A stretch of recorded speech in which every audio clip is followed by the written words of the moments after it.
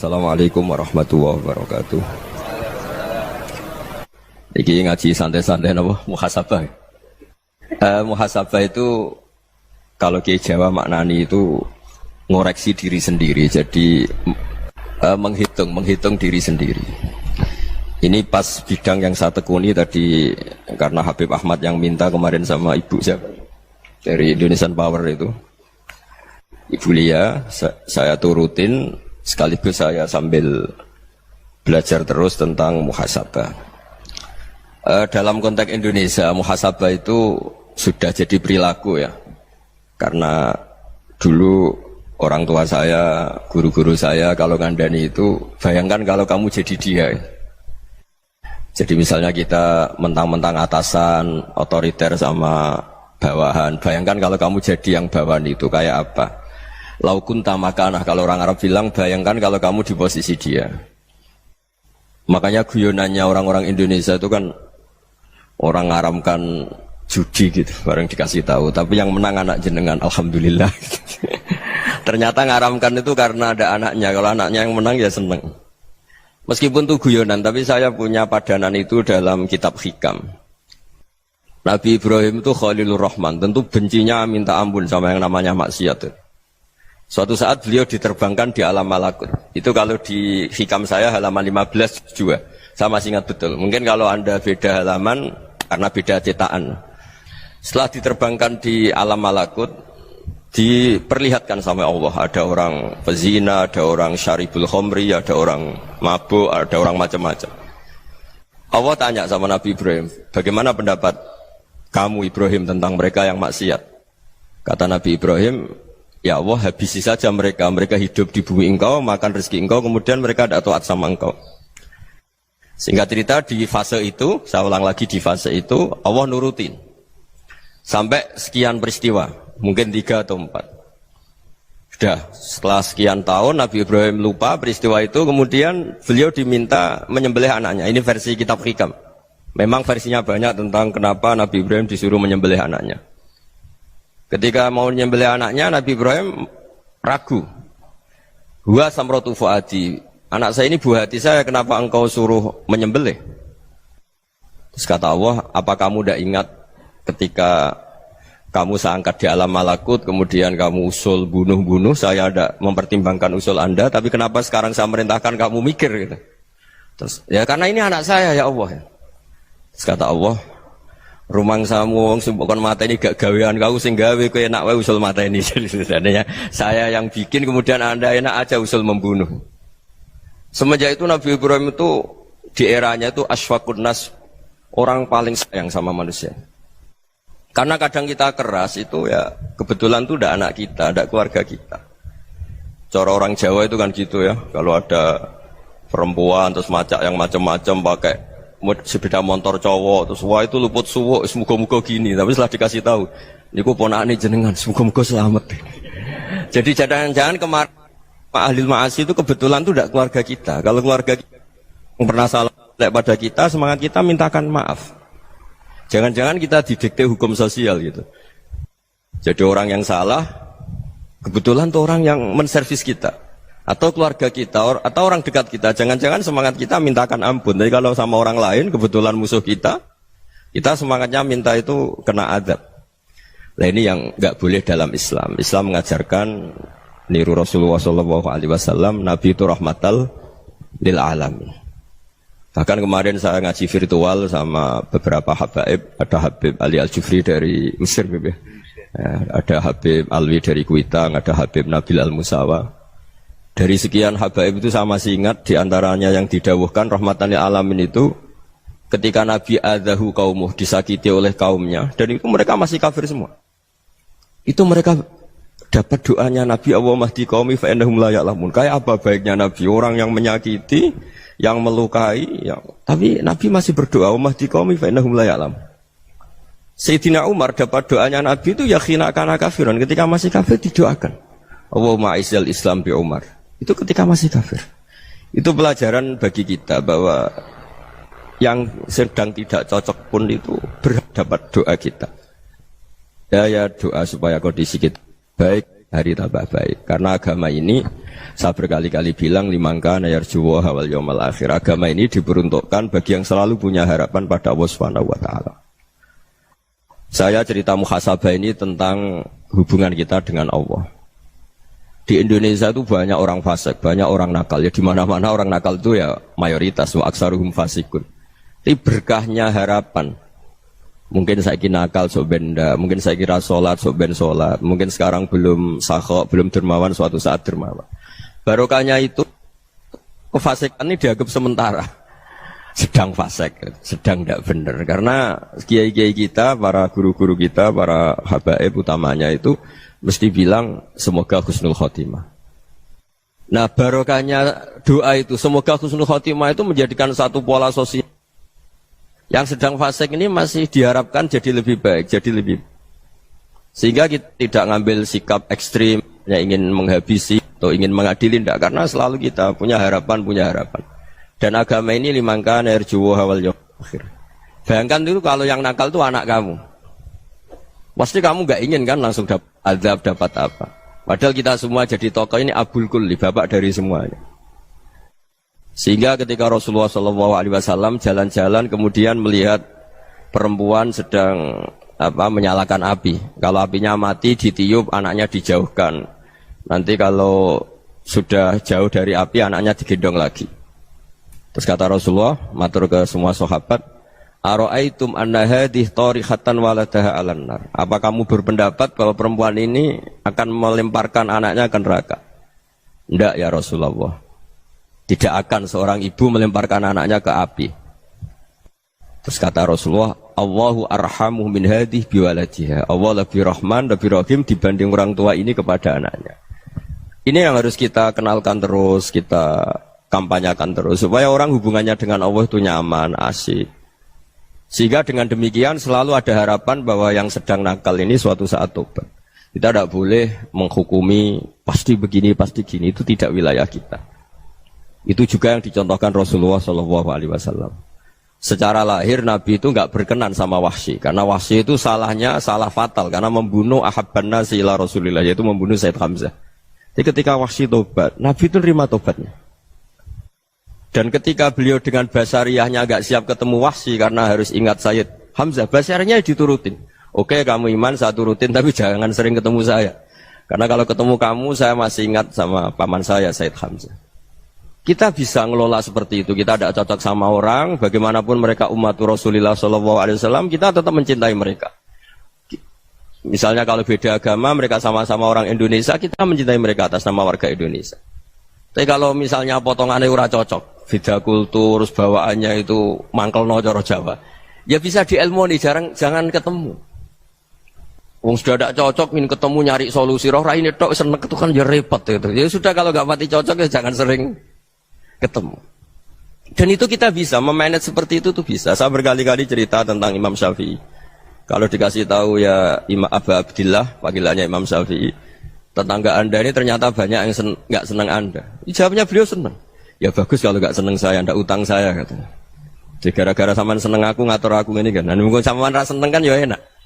Jadi hidup itu dianggap happy. Kalau seneng ya teman silaturahim, kalau nggak seneng ya nggak bakal utang gitu. Baru kayak seneng itu nggak ganggu. Gitu. Jadi dulu itu orang bisa ngelola seneng ndak seneng itu bisa. Karena ada kearifan hubungan dengan Allah Subhanahu wa taala. Hidupnya selesai karena masyghul bi dzikrillah, mereka sibuk dengan Allah.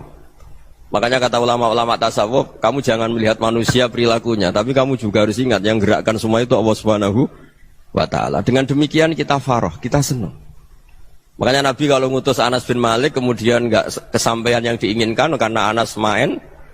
Ketika garwa-garwani Nabi agak tersinggung, Nabi andaikan Allah menghendaki yang saya inginkan kesampaian, pasti itu kesampaian. Jadi dianggap kegagalan Anas gak manggil yang dituju Nabi itu ya kersane Allah, ya enteng saja. Sayyidina Ali lebih parah lagi yang dialamin. Itu dalam beliau kalau dipanggil itu gak cepat-cepat ke sana. Ketika ditanya, kenapa kamu tak panggil gak cepat ke saya? Amin tu ukubatak. Karena aku tahu kau orang baik. Orang baik itu pemaaf. Jadi makanya orang-orang soleh dulu itu bodoh itu. Makanya sekarang kalau ada orang bodoh itu mesti dibidik orang soleh. Kalau orang-orang soleh itu kakean husnudzon lagi sering dibodohin. Abdullah bin Umar itu masyhur itu. Kalau ada budaknya sering sholat, sergap sholat itu dimerdekakan. Akhirnya enggak sholat pun pura-pura sholat. Akhirnya juga dimerdekakan. Ketika ditanya, kenapa engkau merdekakan? Padahal mereka sholatnya menipu engkau, kata pembisik-pembisik itu. Man khoda'ana lillah in khoda'na lah. Dia nipu atas nama Allah, berarti saat tertipu juga atas nama Allah. Enggak masalah dong, semuanya demi Allah Subhanahu wa ta'ala. Jadi ketika kita ketemu mensifati Allah Ta'ala itu ghafir, Allah pemaaf. Jangan kamu enggak fair untuk diri kamu nyifati Allah ghafir, pada orang lain Allah kamu sifati syadidul iqab. Jadi Allah kamu atur, kayak MC tadi ngatur saya. Jadi Allah itu apa? Kalau pada saya ghafir, kalau pada musuh saya syadidul iqab. Itu tidak fair. Kalau Anda punya harapan kepada Allah karena Allah Rahman Rahim, Allah ghafir, sebenarnya Allah pada musuh kita ya bisa saja Allah ghafir, bisa saja Allah Rahman Rahim. Sehingga kita melihat orang lain yang kita tidak cocok itu ya enteng saja. Itu min ummati Rasulillah sing tanaluhu syafa'atuh, tanaluhu sa'atu rahmati, tanaluhu fair. Jangan dengan kita kayak mesti dapat rahmat. Jangan orang lain kayak Allah pasti syadidul iqab. Itu tidak boleh. Sehingga ketika ada orang Badui, singkat cerita orang Badui ini kencing di masjid. Semua sahabat membentak dia. Yang enggak bentak hanya Nabi tok. Saking mangkalnya orang ini karena semua sahabat bentak kecuali Nabi. Setelah dibenarin Nabi, terus Nabi nyuruh sabbu ali dhanuban min ma'in. Setelah disucikan masjid itu, dia berdoa keras sekali. Allahumma arhamni wa Muhammadan wa la tarham ma'ana ahadan. Ya Allah, yang berhak dapat rahmatmu hanya saya dan Nabi Muhammad, yang lainnya jangan. Karena yang lainnya itu jengkelin, gitu aja saya salah dimarah-marahin gitu. Jadi kalau kamu doa terbatas ya kayak orang Bedui ini, kayak orang Arabi. Apa kata Nabi? Laqad tahajjarta wasi'an. Allah yang rahmatnya luas menjadi kamu sempitkan. Karena kamu mau atur Allah hanya rahman pada Indonesian Power, pada NU, pada kita, yang orang lain nggak perlu dapat. Itu kan kasihan Islam, karena Islam terus nggak dimiliki semua orang. Allah nggak dimiliki semua orang, Rasulullah nggak dimiliki semua orang, karena di NU, di ormas tertentu, di nggak boleh seperti itu. Nggak boleh takhasyar tawasian, kata Nabi, nggak boleh mempersempit zat yang rahmatnya itu luas. Ini semoga etika ini kita pakai di Indonesia. Yang sedang fase kita harapkan lebih baik. Yang sedang nggak dapat hidayah kita doakan dapat apa? Hidayah. Masyhur kan, makanya tadi saya mohon sama Habib Ali supaya Habib Ahmad supaya tetap mahalul qiyam, tabaruk sama Habib Ali. Di antara doa-doa di Simtuduror masyhur itu antuqabilal mudhniba minnah bil ghufran wal musi'ah bil ihsan. Jadi harapannya para habaib, para orang-orang baik dulu ya, semoga yang dosa itu dimaafkan, yang sedang salah dibuka, bikin lebih baik. Nabi itu tugasnya juga gitu. Wastaghfir li dzambika walil mu'minina wal mu'minat. Nabi itu tugasnya juga memintakan ampun yang sedang salah. Nah ini cobalah jadi etika kita, muhasabah kita. Jadi muhasabah itu cara berpikir kita set, kita pikir ulang. Ternyata semangatnya seorang nabi itu wastaghfir li dzambika walil mu'minat. Semangatnya itu memintakan ampun. Orang ahli tafsir tahu semua kalau Nabi itu tidak mungkin dosa. Jadi itu khitabun lin Nabi wa urida bihi ummatu, itu khitab Nabi, tapi yang dimaksud itu umatnya, karena Nabi tidak akan mengalami dzambun, tidak akan mengalami dosa. Sekarang enggak, kadang-kadang kita ini kalau orang lain salah itu semangat. Kalau di perusahaan ada teman salah, apalagi pimpinan salah itu seneng. Barokahnya salah bisa ganti kan gitu. Jadi kalau mungkin di dunia tokoh juga gitu, barokahnya ada tokoh salah, kita yang jadi populer sendiri, tidak boleh seperti itu. Kita harus salimus sodri di jami'il muslimin. Jadi ini harus dilatih. Saya tadi matur sama Habib Ahmad, latihan kita jadi hidup. Nabi itu kalau resep jadi wali itu kata Nabi gampang. Kata Nabi, kalau kamu ingin disenangin Allah, ya sudah. Kalau kamu asbahta wa amseta gini-gini, perasaan kamu, kata Nabi, jangan punya perasaan ghil sama orang muslimin. Itu sudah wadzalika min sunnati. Makanya Nabi ngendikan la yablughni ahadun an ahadin syai'an. Ada yang baca la yuballighni ahadun an ahadin syai'an. Seseorang jangan melaporkan ke saya tentang salahnya yang lain. Fa inni akhruju ilaikum wa ana salimus sadri, karena saya ingin ketemu sampean semua dalam keadaan salimus sadri, tidak punya perasaan apa-apa. Karena kalau nurutin pembisik, nurutin informasi itu ya repot, karena orang pasti sepihak. Ada kiai yang top, datang ke kampung-kampung ning desa-desa. Kata yang seneng itu punya akhlak. Wah itu bagus orang besar datang ke kampung-kampung. Kata yang enggak seneng, wah itu jobnya kiai kecil kok diambil, itu kan ya kasihan itu kan sudut pandang. Makanya saya sering bilang, akal kita ini cukup untuk mentasdik Rasulullah Shallallahu Alaihi Wasallam. Meskipun perasaan kita kadang orang Jawa itu beda. Saya berkali-kali bilang sama peneliti dari Jogja, kenapa sih Gus para nabi itu kok poligami istrinya banyak? Nabi Dawud katanya itu berapa? Nabi Sulaiman malah jumlahnya agak terbatas ini. Nabi Muhammad itu paling sedikit. Saya tanya gini, perempuan itu orang lemah, jadi kalau nolong orang satu gimana baik, kalau nolong orang dua ya lebih baik, ya sudah kira-kira seperti itu. Paling tidak akal kita masih tahu, kalau orang baik, itu kan mesti baik. Nolong orang satu baik, nolong orang dua ya lebih baik, nolong orang tiga lebih baik. Tapi kalau kamu orang nggak baik, satu saja kamu terlantarin, kamu miskinkan, kamu... Ya tinggal diukur kan, kalau orang baik, nambah baik. Tapi kalau orang buruk, tambah buruk. Nah itu akal. Akal kita bisa menganalisis kenapa sih nikah itu ada yang poligami, ada yang enggak. Sudah ukur saja diri kamu. Misalnya kayak saya elek keriting, rabi terus. Memperbanyak wong elek. Orang perilaku netok, raine dadi elek kabeh. Gitu. Tapi nak kowe ku ganteng, alim, ganteng, sugih. Anake ganteng-ganteng, berhubung kowe saleh ahli swarga kabeh. Mertua yo bangga karena karir kamu meyakinkan. Ini mertua kamu aja gak bangga mau nambah. Ipar gak bangga, mertua gak bangga, desa kamu yang kamu wayai juga gak beda dengan Nabi ketika nikah Juwairiyah itu gak ada pernikahan sebarokah Nabi dengan Juwairiyah itu Azharu Rasulillah. Di situ habis perang banyak tawanan gara-gara jadi besanya Nabi langsung dibebaskan semua karena Azharu Rasulillah. Sekarang besanya Kanjeng Nabi. Dulu Abu Sufyan mangkalnya bukan main sama Nabi. Gara-gara putrinya dinikah terus langsung jadi. Kalau kamu kan enggak, nikah satu, nikah lagi. Satu kampung musuh kamu. Karena istri pertama ya cemburu, yang kedua agak bangga. Wah itu selesai itu. Di dunia wal akhirah. Maksud saya, nganalisis Islam itu harus pakai akal. Dan akal yang dipakai, ini saya bawa ke kitab Ihya, adalah pikiran-pikiran para ulama. Makanya ketika Imam Ghazali ketika ditanya, fakaifa bi muslimin fasikin asawaha fi jami'i amri. Kalau kayak ketemu orang fasik, orang Islam tapi fasik, perilakunya enggak ada yang benar. Kata Imam Ghazali jawabnya lucu, aneh. Ma min muslimin illa wa islamuhu ta'ah. Tidak ada orang Islam kecuali dia mau Islam, membenarkan Allah dan Rasul itu sudah taatnya dia. Kok kamu tidak bisa melihat taatnya dia? Dia pikirannya kan ini pemabuk, ini tukang apa. Tapi kata Imam Ghazali, sebenarnya kamu masih bisa berpikir positif. Ma min muslimin illa wa islamuhu ta'ah. Tidak ada seseorang Islam ketika dia milik Islam itu pasti ada taatnya, yaitu tasdik pada Allah dan tasdik kepada Rasulullah Shallallahu Alaihi Wasallam. Jadi dengan pola seperti itu, maka di antara guru-guru kita yang modern ya di era Mbah Maimun, di sini ada Habib Ahmad. Habib Salim, syair yang sering dibaca beliau adalah ada orang munajat sama Allah, ini cerita munajat. Itu orang itu ngendikan gini, ana musnibun, ana mukhtiun, ana asi, huwa rahimun, huwa ghafirun, huwa afi. Ya Allah, saya mukhti, saya orang yang salah. Ana musnib, saya orang yang dosa. Ana asin, saya sering maksiat. Tapi engkau ya Allah, engkau ghafir, pemaaf. Engkau rahim, maha pengasih. Engkau afin, yang mudah memaafkan. Kata orang ini, ya agak kurang ajar, tapi saking senengnya sama Allah.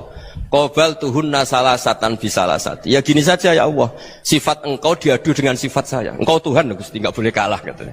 Terus wasatahliban ausofu ausofi, dan engkau pasti pemenangnya gitu. Jadi ada orang rayu Allah dengan cara seperti itu ya ada ya. Saya ini manusia, salah saya banyak. Engkau ampunannya banyak. Engkau Tuhan, Gusti, enggak boleh ampunan Anda, ampunan engkau kalah dengan salah saya. Enggak boleh Tuhan kok kalah. Jadi untuk supaya orang punya harapan gitu. Banyak juga wali-wali yang jadab ketika datang ke makam Rasulullah SAW. Itu kalau dongo ya agak kacau sebetulnya, cara syariat agak kacau. Ya Allah, engkau punya dua pilihan. Jika engkau menjadikan saya soleh, surah habibu, yang senang kekasihmu, yaitu Rasulullah SAW. Tapi jika engkau menjadikan saya fasik, surah adubu, yang senang itu setan. Monggo jenengan mau menyenangkan kekasih jenengan, mau menyenangkan musuh jenengan, monggo. Jenengan bebas kok memilih. Mestinya Allah ya senang menyenangkan kekasihnya. Jadi ya, intinya Allah dipaksa untuk menjadikan dia orang soleh gitu. Jadi kayak kemarin itu Pak Bu siapa yang kesini itu, kuliah ke sini itu sama Habib Ahmad. Saya pertama nggak mau, lama-lama Habib Ahmad. Ini gimana Gus? Orang taunya saya dekat jenengan, kalau nggak kasil saya waduh. Ini kayak doanya wali yang tadi. Nggak punya pilihan, nggak ada pilihan ini. Jadi saya mohon muhasabah itu dimulai cara berpikir. Makanya di sini sebetulnya teks ini supaya dapat barokahnya Ihya. Ini kitab yang disenangi para habaib, para ulama. Sebetulnya teks di muhasabah itu redaksinya gini ya, yang lengkap. Hasibu anfusakum qabla an tuhasabu wa zinuha qabla an tuzanu wa tahayya'u lil ardil akbar. Jadi ada kata wazinu, jadi ukur. Perilaku Anda ini diukur, ditakar. Misalnya kita sebagai suami kan ya punya hal-hal yang kita tidak ideal. Corong Jawa mesti pesek. Cara rezeki ya pas-pasan itu. Dan kita juga kalau, makanya agak boleh tanya istri begini, apa saat cinta pertama Anda? Pasti Anda kecewa. Orang jadi istri hanya korban terakhir gitu. Sudah.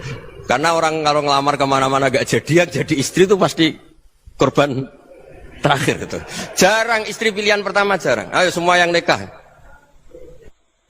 Rata-rata itu pilihan Anda pertama Pak, dari sekian ditolak di mana-mana terus. Ya perempuan terakhir. Kamu juga korban terakhir gitu. Itu wali-wali dulu kalau ngandani kita itu sederhana. Antal ini masyhur diceritakan Habib Zain bin Semit dalam kitab Al-Manhajus Sawi. Anta lam tajid min nafsika kullama turid. Fa kaifa turidu min ghairika kullama turid. Kamu yang ingin ideal saja kamu tidak menemukan pada diri kamu untuk menjadi ideal. Kamu kan ingin ganteng, ingin punya uang banyak, ingin perilaku Anda sempurna. Anda saja yang punya keinginan tidak bisa mewujudkan keinginan Anda sendiri. Fa kaifa turidu min ghairika ma turid. Jadi anta lam tajid min nafsika kullama turid. Fa kaifa turidu min ghairika kullama turid. Kamu yang punya keinginan saja. Misalnya saya ingin punya uang banyak, perilaku saya selalu benar, gak pernah salah. Loh, saya yang ingin saja dengan diri saya gak bisa untuk benar terus. Kok kamu berharap orang lain selalu benar? Jadi anta lam tajid ya sama. Kalau kamu menuntut istri kamu itu ramah, neriman, apa kamu neriman sama wajah istri Anda gitu? Engko ya pola neng dindi jajaki sana jajaki sini, kamu sendiri ndak kona apa. Jadi itu nasihat yang luar biasa. Anta lam tajid min nafsika kullama turid, fa kaifa turidu min ghairika kullama turid. Kamu mau menghormati semua orang, ndak mau kan? Kemudian Anda berharap semua orang menghormati kamu.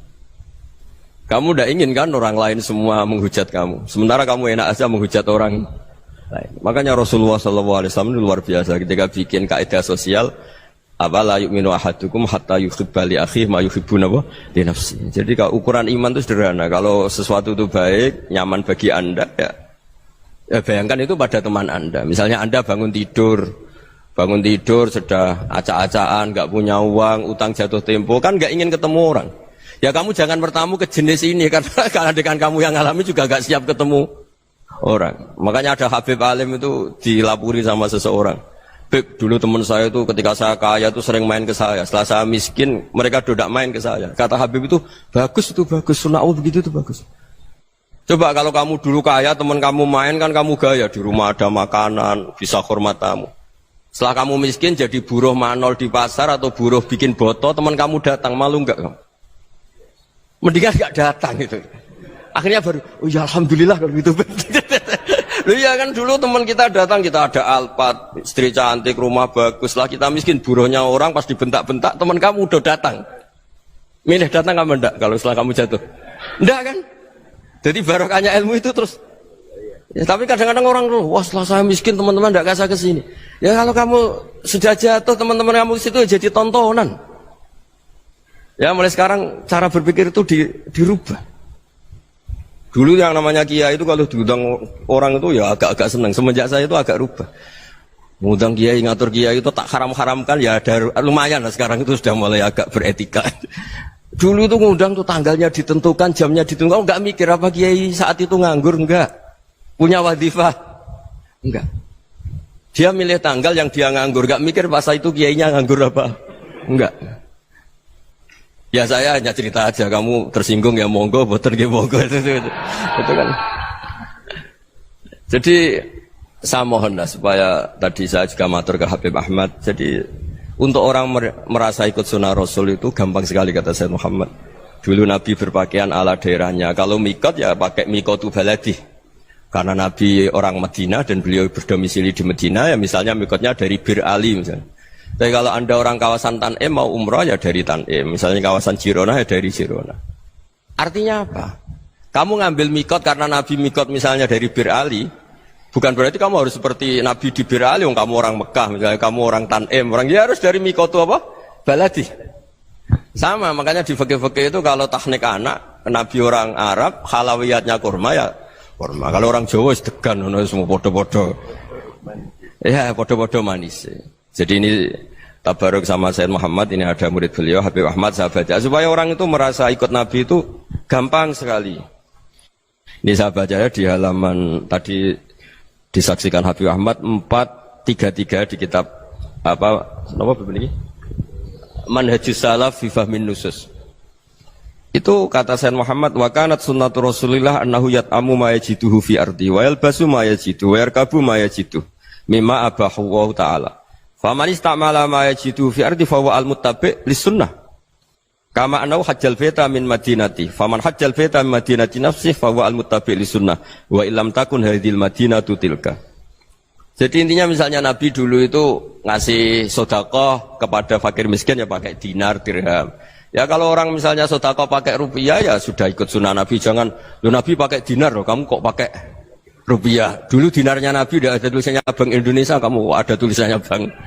Ya tidak ada seperti itu. Ya jadi misalnya Nabi sedekah pakai tamar atau pakai al-aqid, ya kita pakai beras, pakai apa. Supaya orang tuh bahwa Rasulullah itu milik kafatal linnas, milik semuanya. Sehingga merasa ikut sunnah Nabi itu ya semuanya. Makanya dulu Mbah Mun kalau motivasi saya supaya bombong, kalau orang Jawa bilang bombong.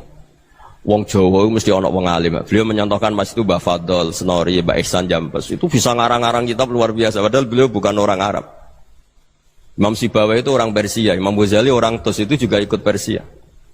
Kata Mbah Mun, wong sing ora Arab lah mesti untuk jatah alim kata beliau. Karena Nabi itu diutus kafatal linnas. Nanti kalau orang yang alim itu Arab tok berarti tidak ada perwakilan dari Afrika, dari Asia Tenggara, dari mana-mana. Makanya karena Nabi statusnya itu kafatal linnas. Jadi kita harus bangga sebagai Muslim, sebagai orang Indonesia karena misalnya Wali Kutub dulu terkenalnya hanya ada di Yaman, di mana. Ternyata pernah ada juga di Indonesia dan seperti Habib Abu Bakar Segaf Gresik. Jadi ya artinya kan tetap orang Indonesia meskipun beliau dzurriyyah Rasul kan ya sudah orang apa? Orang Indonesia. Dzurriyyahnya Habib Ali Simtuduror sekarang di Solo. Jadi Indonesia juga dapat alawin banyak dari Sadatin al-Alawin juga banyak. Jadi saya mohon barokahnya ngaji seperti ini. Melihat orang lain tuh gampang, bayangkan tuh kalau anak kamu. Makanya Nabi, nanti kalau nggak percaya lihat di Hikam nomor 15 di kitab saya itu. Di situ dijelaskan oleh Hikam, jangan-jangan semangat Anda pada orang yang maksiat, pada orang yang keliru supaya dihukum itu karena kebetulan itu udah anak Anda, itu udah keluarga Anda. Coba kalau itu keluarga Anda. Makanya kalau saya guyonan di Jogja itu ada pembantu mecahkan piring terus dimarahi majikannya, saya mesti guyon gitu. Pasti itu pembantunya tidak cantik. Kok bisa Gus? Andai kan cantik dan kamu senang mecahno piring satu, piring 1000 ora iso ngamuk kowe. Ternyata ngamuknya itu karena mecahkan piring apa karena plus tidak cantik? Coba jawab para lelaki ini. Kamu marah sama orang maksiat tuh karena maksiat karena plus itu udah anak Anda. Bayangkan kalau itu anak Anda. Itu hebatnya Rasulullah SAW. Karena kita yang salah pun kadung umatnya, Nabi tetap ngasih fasilitas syafaati li ahlil kabair min ummati. Kayak apa baiknya Nabi? Tidak ikut maksiat tapi ikut fasilitasi ngasih syafaat. Loh kalau li ahlil ibadah kan wajar. Nabi ketika ini syafaati li ahlil kabair min ummati. Ya karena tadi logika yang dibangun Rasulullah itu logika yang luar biasa. Kita semangat orang lain kena hukuman itu karena kita tidak punya ra'fah, tidak punya rahmah. Coba kalau Rasulullah yang bil mu'minina ra'ufur rahim, semangatnya itu mendoakan supaya tobat, mendoakan diampuni. Dan itu juga yang diperintahkan oleh Allah Subhanahu wa taala, wastaghfir li dzambika walil mu'minina wal mu'minat. Ya semoga barokahnya ngaji ini, barokahnya Habib Ahmad, barokahnya Maulid Simtud Duror, barokahnya semua kitab Madaih, Tibak Berjanji semuanya, barokahnya Ikhya, barokahnya Said Muhammad, barokahnya guru kita semua, Mbah Maimun, bapak saya. Kita ini ngikuti manhaj, ya, ngikuti apa? Manhaj. Saya sering didhawuhi Mbah Mun, kenapa ihdinas siratal mustaqim bukan siratoka? Bukan jalan engkau ya Allah, karena Allah itu enggak bisa kamu tiru. Allah itu tidak tidur, tidak makan, tidak kesel, tidak capek. Yang bisa ditiru itu siratal ladzina an'amta alaihim. Yang bisa ditiru manusia ya niru manusia. Karena Allah itu tidak bisa ditiru, makanya ihdinas siratal mustaqim siratal ladzina. Dan niru siapa? Niru guru-guru kita. Termasuk niru cara pandang. Jadi misalnya ada orang awam di rumah itu hanya delok reng, delok tikus liwat, itu kan kayak nganggur. Ora tahajud malah mendelok reng. Melihatnya jangan gitu. Huwa tarokal ma'asiyah. Dia di rumahnya tidak dugem, tidak kemana-mana. Dia berarti malam itu tarkul ma'asi. Tidak nyopet, tidak garong, tidak ke tempat maksiat. Susahnya apa sih husnudzon? Jadi jangan lihat huwa tarkut tahajud, huwa tarokat tahajud, wa taroka qiyamul lail. Oke ya, namanya orang begitu ya tidak tahajud, tidak qiyamul lail. Tapi susahnya apa sih kamu bilang huwa tarokal ma'asiyah? Dia juga meninggalkan maksiat, dan tarkul maksiat itu ibadah. Supaya orang tuh gampang lah husnudzon sama orang muslim. Ini orang mukmin, orang yang luar biasa. Di mata Allah itu orang yang luar biasa. Kayak tadi Imam Ghazali, kalau saya ketemu orang muslim kemudian dia tidak pernah baik, gimana? Kata Imam Ghazali, ma min muslimin illa wa islamuhu ta'ah. Tidak ada orang Islam ketika dia mentasdihkan Allah dan Rasulullah, berarti dia juga punya taat. Ya ini latihan saja, sing iso nglakoni Habib Ahmad kula namung cerita mawon. Kula cerita secara akademik, saya punya kitab, saya baca dan alhamdulillah kita paham barokahnya para guru dan supaya terbiasalah. Sebaik-baiknya ibadah husnudzon billah wa husnudzon bil mu'minin. Soal tidak cocok ya diilmoni tadi ya, namanya enggak cocok ya jangan sering ketemu. Seperti Rasulullah SAW, beliau karena sangat mencintai Said Hamzah, ketemu orang yang pernah begitu sama Said Hamzah ya beliau secara basyariah tidak siap. Tapi beliau secara cara bahasa sekarang secara profesional, kalau beliau seorang nabi dan harus menerima tobatnya siapapun ya diterima. Saya meskipun dengan A, B gak cocok karena dia begini-begini sama saya, tapi saya ingat dia sholat, dia baca sholawat, dia mencintai Rasulullah. Ya kita hormat. Ya soal gak cocok ya di manage tadi ya. Zuruhiban tasdid huban. Kalau gak pati cocok ya jangan sering ketemu bawaannya enak nanti. Ya semuanya itu diilmoni lah. Makanya ngendikane Ma'ruf Al-Qurhi ada yang baca Al-Kharki, mangqala fil yaumi salasa marrat wa marham ummata Muhammad kutiba minal abdal. Karena semangat mencintai siapapun satu hari sering baca marham ummata Muhammad, wa ma aslih ummata Muhammad, wa ma tajawaz an ummati Muhammad. Itu mesti kutiba minal abdal. Dia pasti termasuk wali abdal. Maksudnya semangat mencintai. Ya dilatih lah. Misalnya Indonesia Power atau PLN, andai kan tidak ada PLN itu kayak apa? Orang nggak bisa ngaji, tidak bisa aktivitas, ya barokahnya ada PLN, barokahnya jasanya. Kita sadar, tidak semua kebaikan kita ini memenuhi keinginan orang banyak. Orang banyak ingin listrik, ingin saluran apa, dan itu kadang yang mewujudkan orang lain atau kelompok lain. Ya karena itu manfaat ke orang lain ya kita doakan, karena khairun nas anfa'uhum linnas, sehingga kita terbiasalah ngakui orang lain. Seperti semangatnya Rasulullah SAW, semuanya itu didoakan, semuanya diinginkan kebaikannya. Bahkan Nabi gak putus asa sampai di akhirat. Ketika Nabi lain sudah putus asa karena sudah akhirat, sampai dimintai syafaat semuanya bilang nafsi, nafsi. Karena merasa semuanya gak punya nyali di depan Allah. Karena ini sudah akhirat, sudah finish. Tapi apa Rasulullah? Analah. Ya sudah, saya sanggup mensyafaati kalian. Terus kata Nabi, fa'atiyal arsya. Saya mendatangi aras fa akhirru lahu sajidan, saya sujud wa ahmaduhu bima hamida 'allamani rabbi. Kemudian saya tetap muji Allah dengan pujian yang terus menerus. Padahal sudah di akhirat sudah finish. Nabi dimintai syafaat masih sanggup karena Nabi tahu akhirat tidak bisa mendikte Allah, tidak bisa Allah terus bilang, "Ya Allah ini akhirat, engkau sudah tidak boleh mensyafaati." Tidak bisa. Allah tidak bisa diganggu akhirat. Allah tidak boleh dibatalkan rahmannya oleh akhirat. Allah tetap Rahman Rahim abadal abad. Dan Nabi tahu itu. Makanya kata para ulama, fa Muhammadun ahmadu min ghairihi. Jadi Nabi Muhammad namanya dua, yang terkenal. Sebenarnya banyak yang terkenal dua, Muhammad sama Ahmad. Ketika Nabi punya nyali memuji Allah di akhirat atau sudah di akhirat, Itu fa Muhammadun ahmadu min ghairi. Ketika nabi lain sudah tidak punya nyali muji Allah karena sudah akhirat, Nabi Muhammad tetap berani muji Allah di saat seperti itu. Makanya ahmadu di situ kata ulama itu af'al tafdil. Fa Muhammadun ahmadu min ghairi. Kanjeng Nabi lebih memuji Allah di saat yang nabi lain sudah tidak punya nyali untuk muji Allah di saat itu. Makanya kata Nabi fa akhiru lahu sajidan wa ahmaduhu bi mahamida 'allamaniha rabbi. Akhirnya setelah lama gitu terus Allah ngendikan ya Muhammad irfa' ra'sak wasal tu'tah wasfa' tusyaffa. Sudah Muhammad, angkat kepala kamu minta apa saya turutin, dan kalau kamu ingin mensyafaati umatmu saya beri hak napa? Syafaat.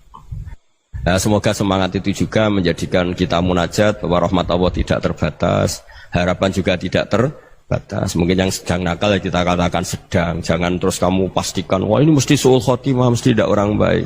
Tidak, agama ini liman kana yarjuha wal yaumal akhir, selalu bagi yang punya harapan. Ya, mugi-mugi dapat barokah semua. Mantul dengan kata wassalamualaikum warahmatullahi wabarakatuh.